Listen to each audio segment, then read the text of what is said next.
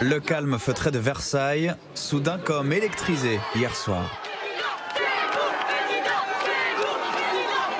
Tel un souverain arrivant en terrain conquis, Éric Zemmour vient dédicacer son livre et se félicite au passage de l'élargissement de sa base de soutien en citant les derniers sondages.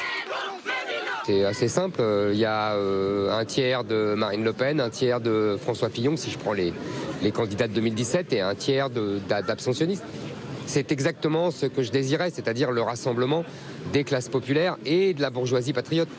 La classe aisée versaillaise forme en effet une longue partie de la file d'attente, déçue comme cette ancienne électrice du RPR puis de l'UMP, d'une droite qu'elle trouve maintenant trop timorée. J'ai défendu Chirac le plus possible, j'ai défendu Sarkozy. On les a eus, ça n'a pas changé. Et en fait, ils sont sous pression de la bien-pensante de gauche.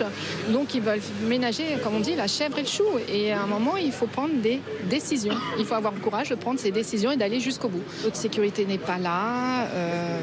Zemmour parle de l'immigration, la sécurité n'est pas là. Sécurité et immigration, les deux enjeux principaux pour des partisans qui préfèrent, pour la plupart, ne pas s'exprimer face caméra.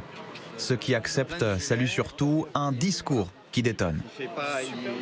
Son franc-parler, sa connaissance de l'histoire de France, son respect pour la France et pour les Français, et pour l'avenir. En fait, moi je suis mère et grand-mère, donc je tiens à être là pour protéger mes enfants et petits-enfants.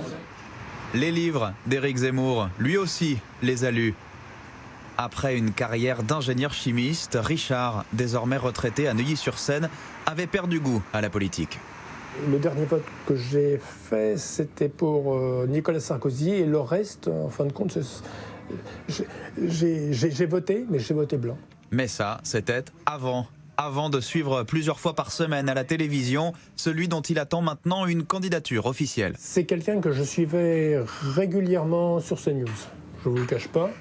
Il m'a toujours intéressé parce que, véritablement, d'abord, il a une culture générale que j'aime bien. Et voilà, il a toujours été pour moi quelqu'un d'érudit. J'exagère peut-être un petit peu, mais en tous les cas, il connaissait toujours très bien ses sujets. Le programme, justement, pour l'heure à peine esquissé, au-delà des questions d'immigration, c'est ce qu'attendent de découvrir ces trois jeunes étudiants en droit, attablés entre 2 heures de cours. Quelque chose qui me fera pencher pour lui, peut-être au point de lui donner mon vote ou non, je pense que ce sera l'économie.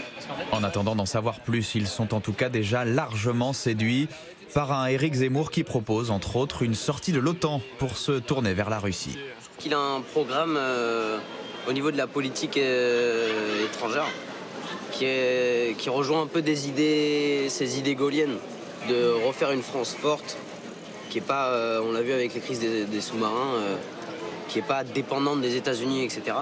Mais alors, les sorties sur Vichy et le sort des Juifs de France pendant la guerre, les condamnations de l'écrivain pour incitation à la haine raciale, pour eux, il n'y a pas vraiment de sujet. Le racisme, c'est une question d'idéologie avant d'être une question concrète. Et in fine, est-ce que c'est pas ça qu'on demande à nos politiques, finalement, d'avoir une idéologie et de la suivre? Faut pas oublier que c'est un polémiste de base, c'est ça aussi. Quelque part, il fait ce qu'on... Voilà, c'est ça, il fait ce qu'on lui demande de faire, qui est d'exprimer ses idées. Des idées qu'Éric Zemmour compte bien continuer à exprimer en tant qu'auteur à travers la France. Ah, oulala, bravo. Nouveaux déplacements et nouvelles dédicaces prévues ces 2 prochains jours en Corse. Mais vous me suivez partout en fait. Oui, exactement.